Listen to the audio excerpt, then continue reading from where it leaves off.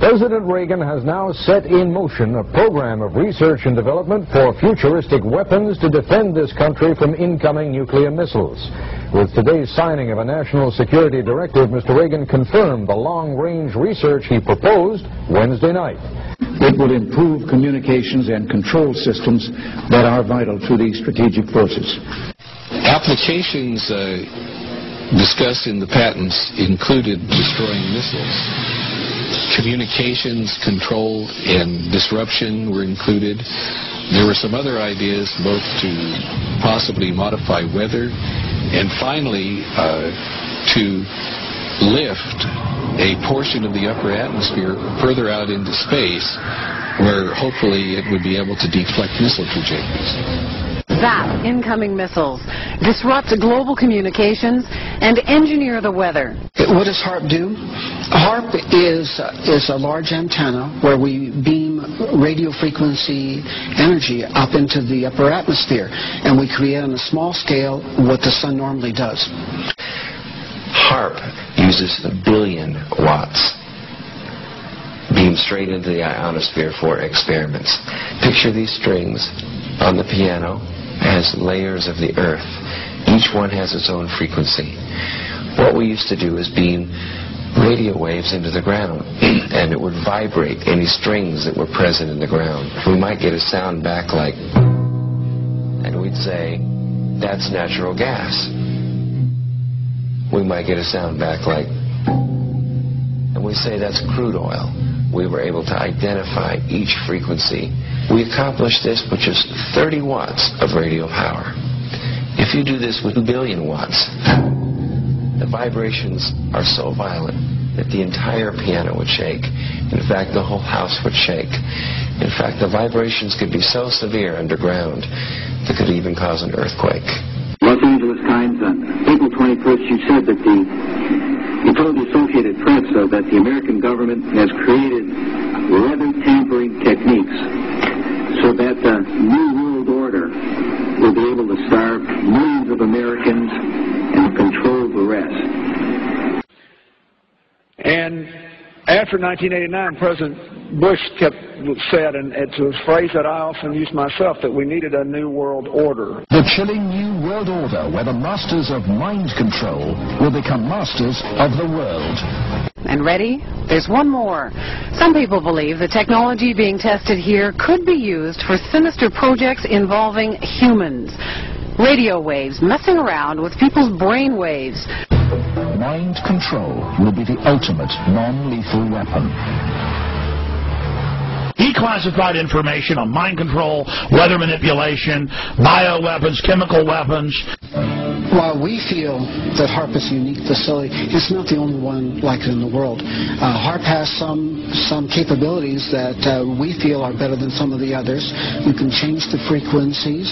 Dr. Persinger's tests suggest that carefully programmed electromagnetic frequencies can tap into individual brains and influence people's emotions.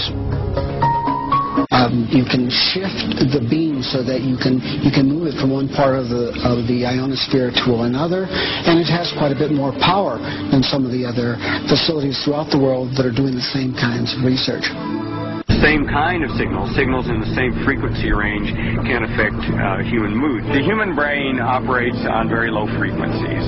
For example, when we're thinking, actively, we're generating about 13, 14 cycles per second.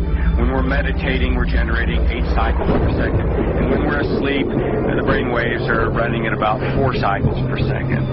And HAARP is capable of generating all of these frequencies. These kinds of signals can control the human brain. And if you can control these frequencies and multiples of these frequencies and various combinations, you can control all kinds of emotions. You can generate happiness, you could generate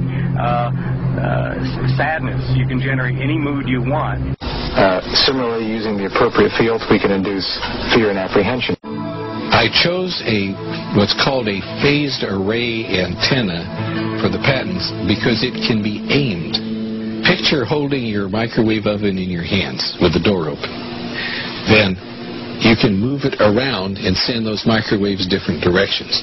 And for these applications where I wanted precise control of where the power was, I felt that was the best type of antenna to use. And that is the kind that HAARP has built. Which is well recognized in the literature. He started first using implants in the brain. He then used radio frequency with implants, and eventually he found that energy at 1/50th of what the Earth naturally produces could, in fact, in certain frequency ranges, trigger huge mood swings. This document from Maxwell Air Force Base lays out the use of electromagnetic weapons technologies for debilitating human beings. Using electromagnetic warfare against human beings, you can cause disease, you can cause hysteria, or you can cause passivity for population control. The cognitive processes of the human brain are really quite simple. And if you understand how they work, you can make entire populations think and decide the manner in which you wish.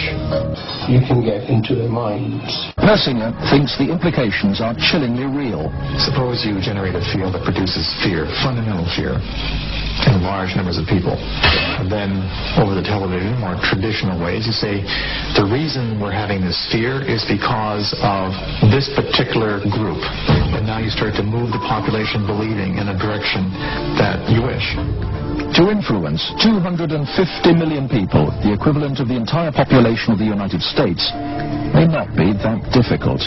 According to Dr. Persinger, we already have the technology, satellites and television and radio transmitters. Mind control may already be happening. We know the mysterious PSYOPs plane can beam persuasive sounds and pictures into people's television sets. Will it someday beam disturbing frequencies directly into the mind?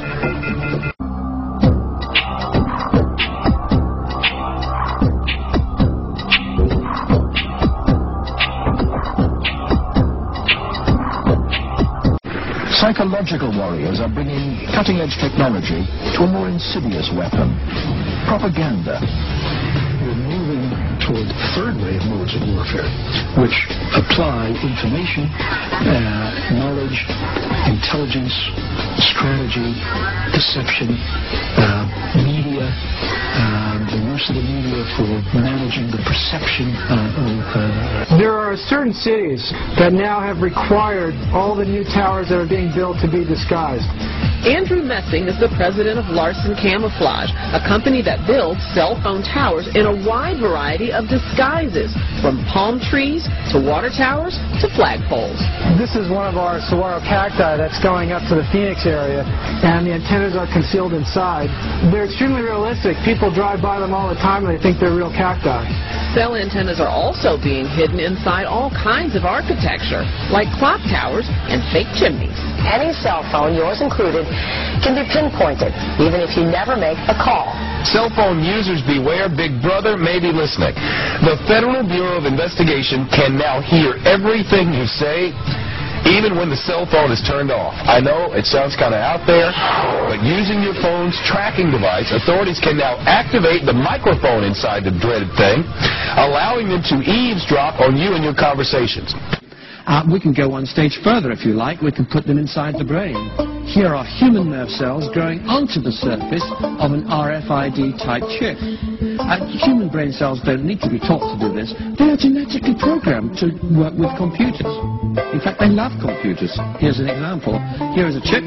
There's the chip. You put the brain tissue on and it organizes itself. The brain cells work their way in and they start communicating with each other and with the brain of the PC. Have you ever really put enough electrodes into the brain to understand these signals in a meaningful way? In your time, no. In my time, yes. You begin to lose your individuality. You will be evolving into a rather different social entity. How do you push the electrode to the brain? So what you do is you actually send a certain number of them. You have a bundle, and then the bundle would be, the nanowires would be allowed to float into the bloodstream until they can go no further. Like it or not, though, the brain-computer interface is coming along pretty quickly. And once you figure out how to get a single electrode to accurately record brain signals, it's not too hard to get thousands to work. mostly a matter of miniaturization.